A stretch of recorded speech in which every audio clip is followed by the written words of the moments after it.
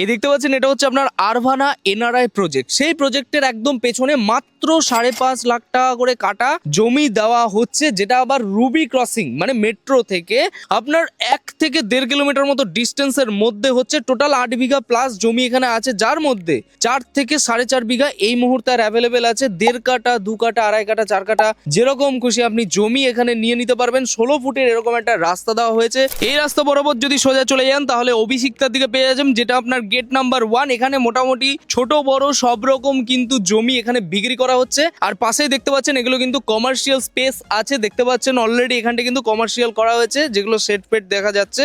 যদি আপনি ডিসেম্বরের মধ্যে বুক করেন তাহলে 50,000 টাকা পর্যন্ত ডিসকাউন্ট, মানে 5 লাখ করে কাটা কিন্তু পেয়ে যাবেন। এই রাস্তাগুলো হচ্ছে আপনার 16 ফুট, যেটা আপনার কমন রাস্তা দেওয়া হচ্ছে এই প্রজেক্টে। এখান থেকে জাস্ট 2 থেকে 3 মিনিট মতো হাঁটলে কিন্তু মেঘনাথ সাহা কলেজ আপনি পেয়ে যাচ্ছেন। অলরেডি কিন্তু এই দেখুন এই জমিটা কিন্তু বিক্রি হয়ে গেছে। এরকম অনেক কটা জমি বিক্রি হচ্ছে। এর পাশে যাবতীয় যা রাস্তা আপনি দেখতে পাচ্ছেন এই জমিগুলো টোটালটা অ্যাভেলেবেল। অলরেডি কাস্টমারও কিন্তু ভিজিট চলছে। এই পাশে দেখতে পাচ্ছেন কোনো রকম কোনো ব্রোকারেজের কোনো ব্যাপার নেই, একদম জিরো ব্রোকারেজে এই জমিগুলো আপনি পেয়ে যাচ্ছেন। এখান থেকে আপনার 1.5 কিলোমিটার মতো ডিস্টেন্সের মধ্যে কিন্তু আপনার ইএম বাইপাসটা যেটা মেন রাস্তা আছে সেটা পড়ছে।